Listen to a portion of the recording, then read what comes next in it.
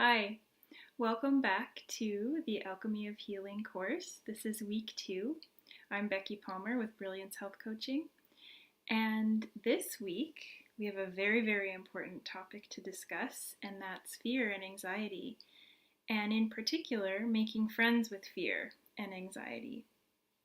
I've got some good news. I'm going to start out with some really good news, and that is that anxiety in and of itself is a symptom, not a disease, and it is something that you can heal. It's something that you can integrate and honestly relax your body and free your mind from. And I know this because I've done it for myself. So we'll get into how and why and what's happening, the source of fear today. We'll review a little bit about the mind-body connection and how that comes into play. We will talk about what the source of fear is in different types of fears, like instinctual fears and illusionary fears. And we'll get into I'll get into some flow. I'm not even quite sure what's going to come up today, but there's some important things. I've honestly tried to record this video a few times, and it just keeps glitching, or I record it but I wasn't recording it. So I know that this is an important topic, and I know that there's some important things that want to be expressed by me in particular today. So thank you for being here, and make sure, like every week, like every time you sit down to do something new and you're switching gears, we are grounding ourselves, we're making sure our feet are flat on the floor, we're just kind of bringing awareness back into the body. Making sure too you've got your water. Got my water here. I for some reason brought a bottle of magnesium out too, I'm not sure why. And I've got my notes beside me. I've got my phone on silent, so everything is good to go. And I think this is an important step in conscious self-care, to really, when you're moving into something new, whether you're going into work mode, or you're going into cooking mode, or you're going into driving mode, that you take that minute to be mindful and set an intention. For driving in particular, I like to set an intention that I arrive safely, that I pay attention, that everything is good to go on my journey, so that I don't just kind of go unconscious and go on autopilot while I'm driving. So that's an example of, again, good self-care, of being mindful, of not being so in a rush that we forget to just take it. Literally takes 2 seconds to just ground into the moment, feel our sensations of our body. Right now, I'm feeling a little bit heavy in my kind of lower area here in my stomach, but I'm feeling calm and relaxed, and my shoulders are nice and relaxed and loose. So I'm really excited to be here right now with you. So that being said, what I want to do is start out with a quote that one of my friends, Felicity Morris, posted yesterday. She's a writer, and she writes beautiful posts. And what she said was, and it was about fear, so that's why this is pertinent. Fear is very good at masquerading as part of our personality or intrinsic being. It seems very personally customized and sounds just like us. It seems uniquely at times, hooking us with details of our past or getting very specific. However, when we boil down fear, stripping the current coating off, taking it back to the root of fear, it's usually very basic. Fear of rejection, fear of failure, fear of not being enough or of being too much. Let that sink in, hey? Oh, I lost my spot here. Fear of being powerless or of being mocked. Fear of fear even. When we see what fear is, it becomes boringly universal. Anyone and everyone has it, albeit it's very distracting and wants our attention. However, it's just another thing that we experience, like hunger or being hot or cold. It's not us, It's a temporary, uncomfortable experience which asks for our attention. And that's what we're going to be doing today is we're going to be bringing our attention to fear itself. And that's what I mean by making friends with fear, is that we're becoming in relationship with it. We're getting to know it. We're connecting to it. We're understanding the sensations that arise in our body when we are feeling it. And when we're able to do this and be in relationship with it, then we can negotiate with it. We can talk with it. Talk with it about whatever is going on. And we can, this is where I'd also like to introduce the fact that desire and fear are two sides of the same coin. So desire is something that we want. It's something that we need. And fear comes on the backside of it and says, well, what if I don't get it? What if I can't have it? What if I'm not good enough for it? What if there's not enough resources? And it comes up with all of these red flags of, what if, right? So it's always attached to some kind of desire or need that we want to have met. And when we go into the difference between, and if you look in your workbook, we talk a little bit about the difference between intrinsic and illusionary fears. And if you look at intrinsic fears, those are the ones that are activated by what we talked about last week, the amygdala, the reptilian part of our brain, that oldest part of our brain, that's our brainstem and down into our spinal cord, and some other parts it's the very, very oldest part of our brain. And it hooks into the survival mechanism. So whether we're in danger, whether we are in danger of whatever it is, physical danger, emotional danger, social danger, sexual danger, it triggers that response. And that's necessary, right? We don't want to get rid of that. We need that for survival. And it also links into those baseline needs that we have, right? We have needs to survive. We have need to eat and to have shelter and to be cared for, and to have, love and affection in our lives, because we're social creatures. We actually need that. All of these baseline needs, and then on top of that builds the desires. So the desires are things that we want. So above and beyond what we need, we have things that we want. And those things are important too. And we'll get into desire as a whole topic in and of itself later on in this course. But for now, desire is that thing that really helps you get up in the morning. It's when you're connected to your desire, or the things that you want in life. You could call it your purpose. You could call it just even those little impulses of, I want pineapple instead of melon, or I want to work here or work there, or I want to study this or that. Just that discernment of between the things that you as an individual want.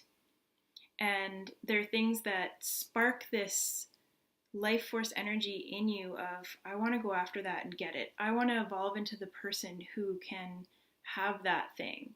And that might mean, like, I want to apply for this school and become the person who could be enrolled in this school. That's an example. Or it could be a really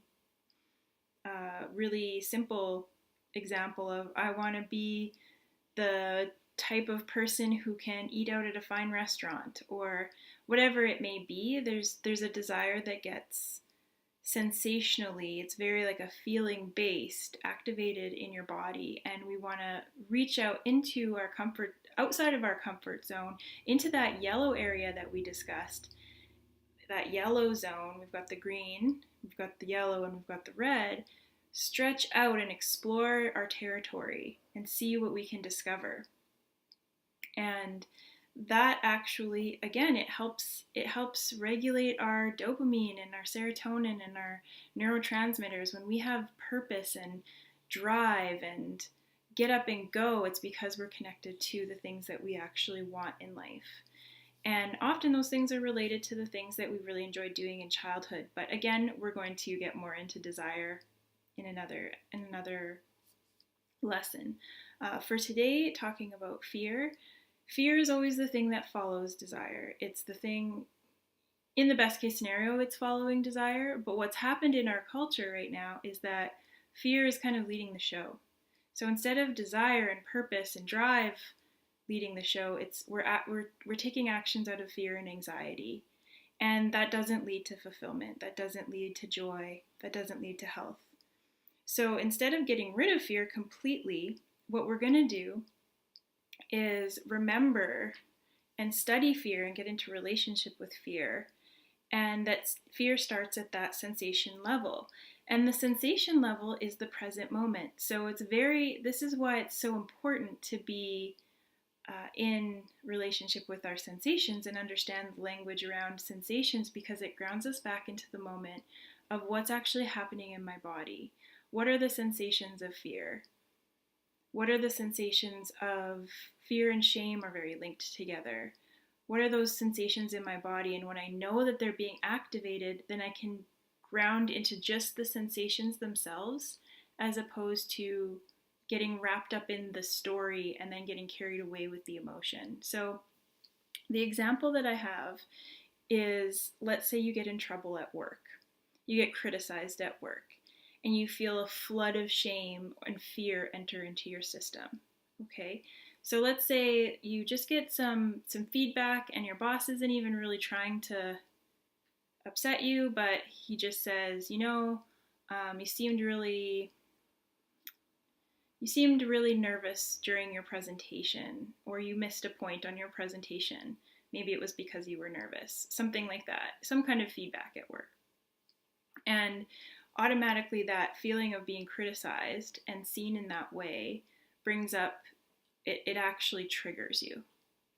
Okay, so we need to understand what those sensations are of being triggered, because the difference between an instinctual fear and an illusionary fear will be around the story that we put around the fear. And to unravel that story, we need to get to the root of that fear. And this is actually how we heal it. Okay, so it's super, super important. So in this example, likely what happened when you were a kid was that you got criticized in some way and got something that you wanted taken away, or you couldn't get the thing that you want. So let's say, as an example, this may not be the thing that happened to you if you're actually struggling with this exact issue, but let's say that you got told that you were bad and you got your toy taken away when you were little. Because these imprints and these fear stories develop between the age of 0 and 8 years old. And they could even happen earlier than that, like in the womb and further down the lineage, or the ancestry, but we won't get into that today. So just to simplify it, let's say it happened between 0 and 7 years old, that you got told you're bad. And then you got something that you wanted taken away from you. So emotionally, because when you're a child, you're very emotionally driven, you link together that feeling of criticism and shame and getting something taken away from you and fear. All of those things link together. And they form what's supposed to be an adaptive thing for you, so that your body can keep you safe from feeling that thing again. That feeling of powerlessness is basically what it's rooted in. That feeling of worthlessness, of not being able to get your needs met. Your body's actually trying to protect you from that feeling so that you'll survive in the tribe, in the world, right? So what's happening then is that because that's now a loop that you've formed in your mind and in your body, then when it happens even as an adult, that brings you right back to that time when you were little and you got your toy taken away, or you didn't get a need met because you were told you were bad or you got criticized. Okay? So what we need to do is recognize what those sensations are when you're triggered or in that kind of remembering of that traumatic state of not having that need met. So what does it feel like when you're triggered? Think back to the last time where you felt like you overreacted. And even in this scenario, you could know that you're overreacting. You could know that your boss meant well, they just meant to give you some constructive feedback, but for whatever reason, you're still feeling either very defensive, which is fight, or you're feeling like you want to run away and just go home, or quit, and that's flight, right? Or you may feel like numb, like you just want to go home and have an extra glass of wine, that's freeze, right? So what's actually happening in your body when you feel triggered? And when was the last time you felt triggered? What happened around it? So this is what we start to do at the beginning, is we start to take data around when we're triggered, when we feel like we don't have any control over how we're reacting, when we feel like we're overwhelmed, when we feel like we're about to have an anxiety attack, when we feel very afraid. And then once we collect data around that, then we can start to get a little bit of separation so that we can observe what's happening in our body and be present with it, as opposed to just going on the ride of the trauma, going on the ride of the situation, getting defensive, just going home and drinking, whatever it is that your coping mechanism is. Instead of going down that train, we can either, at the beginning, we can watch ourselves do that and at least be present for it, even if we can't stop it, or we can start to make different choices and actually meet the need that needs to be met. So in this case, maybe the need, so now we recognize what the sensations are. So for me, when I feel triggered, there's a few different things that can come up. But in this scenario, when I'm going into kind of a shame response or a criticized response, I would feel flushing in my cheeks. I would feel constriction in my throat. I would feel like just like that hot, sweaty kind of feeling. I would feel a knot in my stomach, those types of sensations.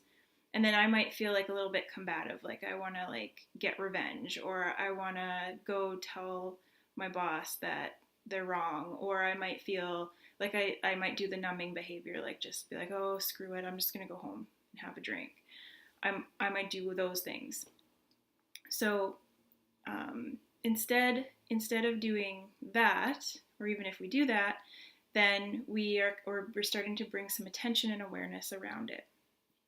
And then the next step is going to be to start to ask ourselves, like, what is the actual need that, one, needs met in this situation, and two, and almost more importantly, needed to be met when I was a child and I had my toy taken away and told I was bad, as an example. So what we can do is trace back that feeling to the very first time that we felt that way. And whatever memory comes up, even if it feels like it's just your imagination, that's okay. Going back and just feeling through, when was the first time I felt like this? Or when was the earliest memory I have of feeling like this? And in this scenario, let's say it was when I got my toy taken away and told I was bad. What was it that I actually needed in that situation? What was the thing that I needed? I needed guidance. I needed somebody to show me what to do instead of punishing me. I needed some understanding. I needed presence. I needed somebody to be present enough with me to not just be on so much on their own agenda that they understood that I was having my own experience and connected with me through that, and then adjusted my behavior. Whatever it is, we can kind of sort through it. And I know this is some kind of advanced stuff. It's easier to do with a friend or with a counselor or with a coach when you get to that step, to see what it actually is that you need and what it actually is that you want to be able to give yourself moving on.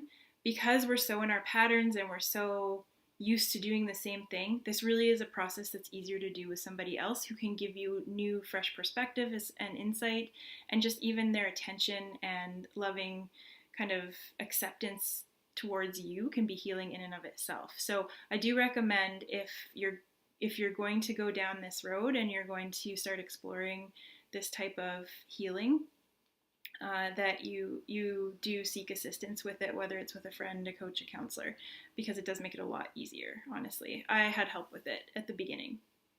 And now I can kind of do the process on my own, but I've practiced it with somebody else first. And the processes that I used was Teal Swan's completion process, and the other ways are through NLP, or neuro linguistic programming.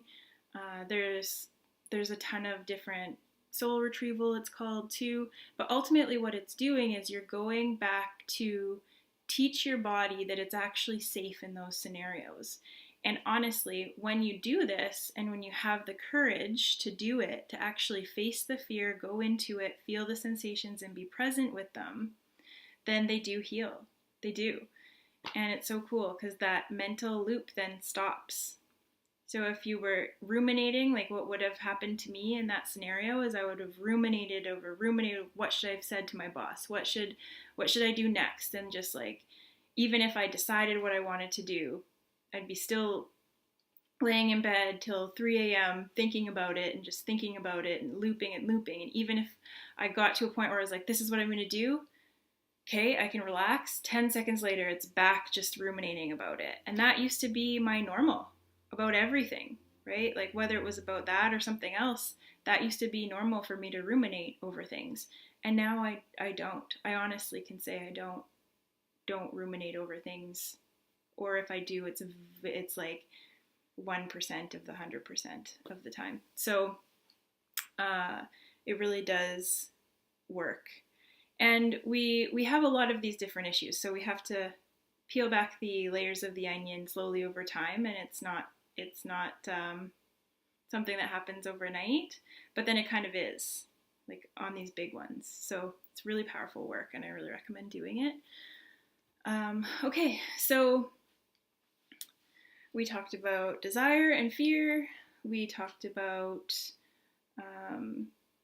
instinctual versus illusionary fears. So let's kind of circle back to that. So again, we've got the instinctual fears that come up in our body that are really about fight or flight. And we have the illusionary fears, which are kind of over top of those instinctual fears that are not grounded in the present moment. So basically the easiest way to think about it is, am I actually in danger right now or not? Am I in physical danger? Am I in emotional danger? Am I in mental danger, sexual danger, or is it all in my mind? So if it's all in your mind, then it's an illusionary fear, because it's a projection either into the future or it's ruminating about the past. And that's how we know it's not a true instinctual, I need to actually get out of bed and do something about this intruder that's in my house, or I need to hide, or I need to do something because something's going down right now, versus I'm just afraid of that happening. Okay, so that's where we want to start to unpack those types of fears and separate the difference between the two and be aware of the difference between the two. And again, it comes back down to that present moment and getting grounded into the sensations of it. The illusionary fears are, if we distill them down, like in Felicity's quote that I read you earlier on in this video, the illusionary fears are often rooted in feeling powerless or feeling unworthy or rejected or shame, right? And trying to avoid that at all costs.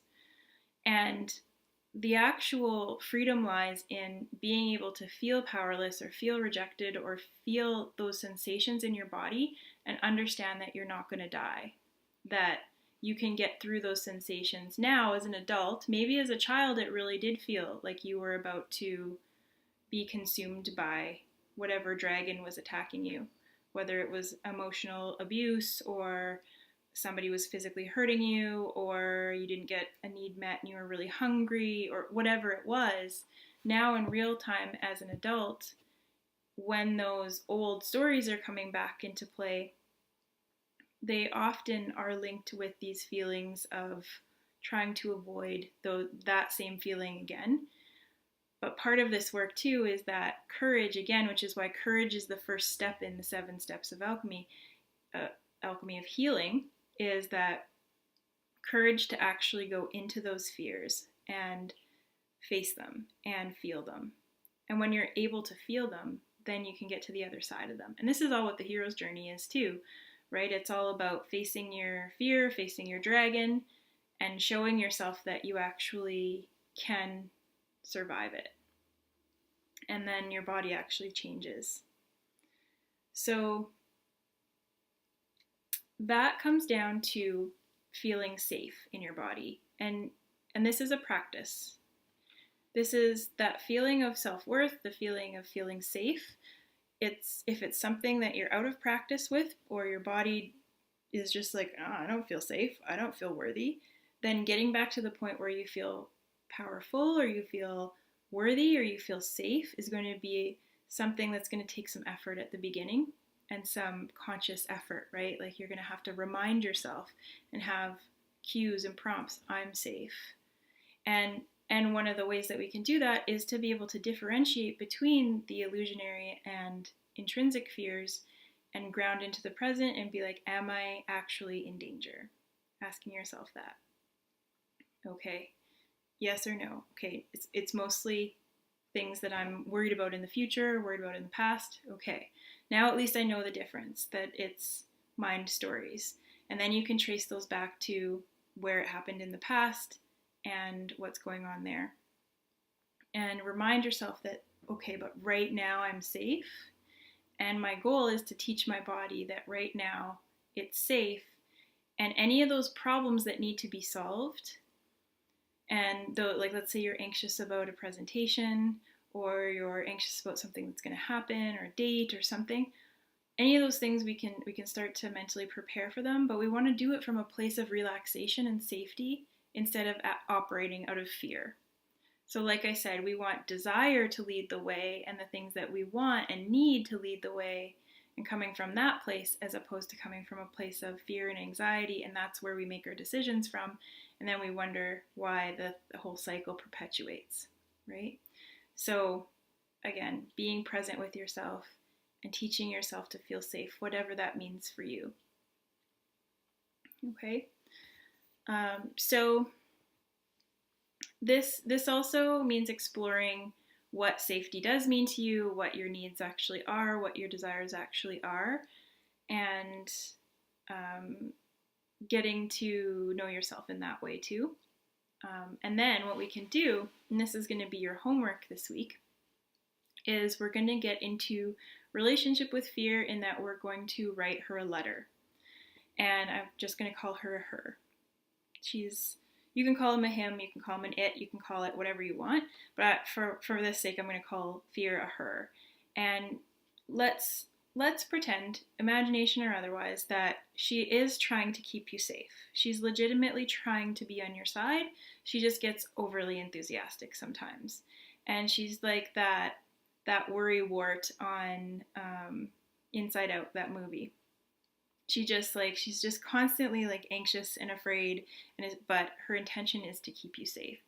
So we want to start with that. She in and herself is worthy. She's just got some things that she needs to say, and write a letter to her and tell her all of the things that you feel like she's expressing. Like, I'm afraid of this. I'm afraid of this. I'm afraid of this.